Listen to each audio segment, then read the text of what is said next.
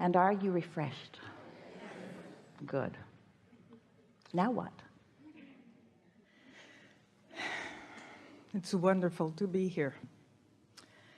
I believe that my husband and I met through the law of attraction about 9 years ago. And from everything we've been talking, I think everything that we've been talking all this morning has come directly home in a way. So what I need really, or would like, is for you to tell me how to own my vibration. Practicing it. By finding a spot that feels good and just sticking there, just talk about it until those who are listening in are gagging from your repetition.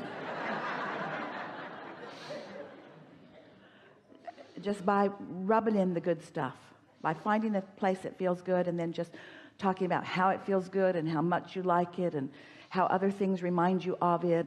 Because law of attraction not only encourages and supports, but increases the stability and momentum and power of a vibration. So when you find it and it feels good, just linger there longer. Just linger there longer. It helps if your powerful intention is to feel good, so that if you're in the middle of something that doesn't, you find yourself willing to shy away from it, even willing to get up and leave a table discussion or put yourself in a different environment. In other words, caring first and foremost about the way you feel, and then doing everything to support that. That really is the way you own the vibration that puts you in the receptive mode. It's the way you own any vibration, wanted or unwanted. More airtime. It just gets kind of cloudy, and then when I want to act on it, it starts not feeling right sometimes. This will help you. Esther's been noticing her favorite state of being is one of clarity. So she even enjoys now, because clarity is her goal, because clarity equals alignment, because clarity is the indication of alignment. No split energy. No, should I do this? Should I do this? Clarity is this. I'm going to do this. So since clarity feels so good, what Esther has begun to notice quite a bit is that sometimes things that she formerly would have said, I don't want to experience, are the reason for the clarity. Don't you sort of like knowing what you want to think about? And isn't it helpful to know that when you think about what feels good, that is to your advantage, and when you think about what doesn't feel good, it is not to your advantage? And so it's an interesting thing. We love you all so much, but we find it interesting how willing you are to put up with things that don't feel good for the sake of becoming clearer, for the sake of being objective, for the sake of not wanting to hurt someone else's feelings. All kinds of reasons that really don't stand up in terms of advantage to you. A lot of it is because you've been trained by others who were not in alignment during their training process with you, that it's important that you serve others. And we are not discouraging being uplifters. We are not discouraging helping where you can. But if serving others is more important to you than serving yourself by finding alignment, then most important, you won't feel good. And next, in that not practicing of the vibration and therefore not owning it, you have very little to offer them other than commiserating in their discord or their discomfort. So once you get hold of this and you're experiencing the clarity that comes from following the thoughts that feel good to you, before long you won't be in that ambivalent place and that place of confusion. Just say to yourself, when you feel confused, well, clearly I've been splitting my energy so much that I'm not experiencing clarity. what is it that I want now and why do I want it, or get off the subject altogether. We would like to say to you that, and this is a perfect time to say it, when you focus upon a thought for as little as 17 seconds, law of attraction will compound that thought with another that is like it. It's just the way this vibrational universe works. If you hold that for another 17 seconds, still more and still more and still more, until if you have held a thought, wanted or unwanted, for as little as 68 seconds, which is just 17, what happens is there is enough momentum in your point of attraction that you're going to begin realizing evidence of that vibrational stance. Well, we want the first awareness of the evidence for you to be the way you feel, which means you have to care about how you feel. You must be sensitive to the way you feel, and we don't know of any way of helping you become sensitive to your emotions that is better than deciding that you will set aside 15 or 20 minutes every day for meditation. Because when you deliberately quiet your mind, which just means find some small thought to focus on, don't focus upon world events, that won't work. Don't focus upon trying to solve a problem, that won't either. Focus on something like the sound of a drip of a faucet, or Esther likes to focus upon the sound of the air conditioner if there is one, or a note that she is holding either audibly or in her own mind. Just something that is not a big thought but that you can focus on, because as you focus on a thought that's not a big thought, the active thoughts, the momentum of them will subside, and you will find yourself in a vibrational place of non-resistance, which allows your frequency to get up to speed with who you really are, and clarity comes from that.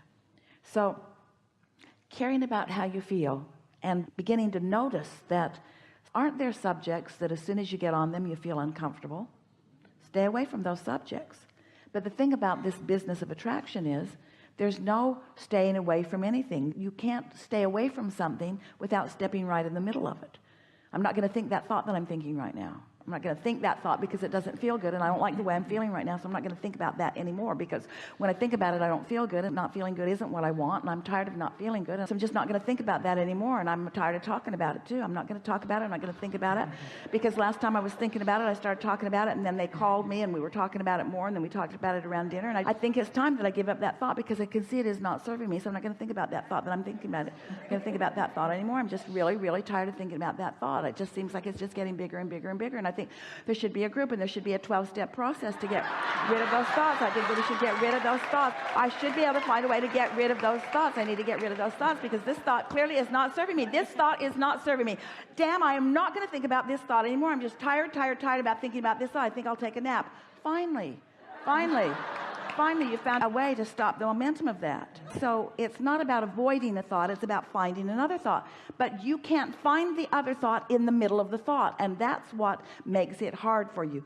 So often you find yourself, you know your guidance is working, you know you don't feel good, you know that you're on a track that isn't serving you and isn't serving whoever it is you're talking to about it. You can feel it. Your body will actually start to crumble right before you if you hang on to that long enough, and so you know that this is not a good train of thought for you, and yet you can't get off of it because momentum has you in its grips.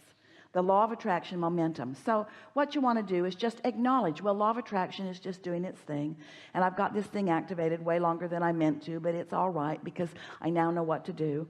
And now I'm going to do whatever I can do to try to distract myself from that. And sometimes you can distract yourself and sometimes you can't. But sleep will distract you. Meditation will distract you. But it's hard to go into meditation when you've got a strong momentum about something that's bothering you, because you'll just use that time to chew on what's bothering you. You'll just do it silently. And so understanding it matters. And understanding that while you sleep, momentum subsides, and that when you awaken you have the best possibility of finding a better feeling thought.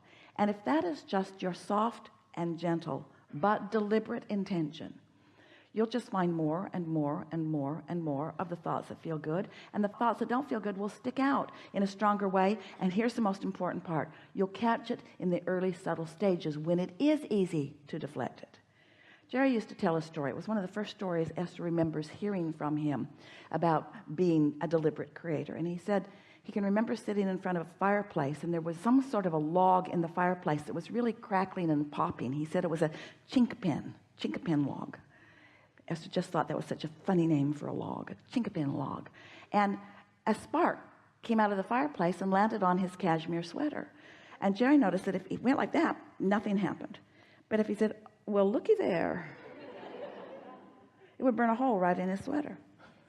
And so that's the way law of attraction is with these thoughts. When it comes, flick it off by choosing something that feels better, catching it in the early subtle stages. So there are two things you want to do. Be more deliberate and care about how you feel. Be more deliberate and care about how you feel.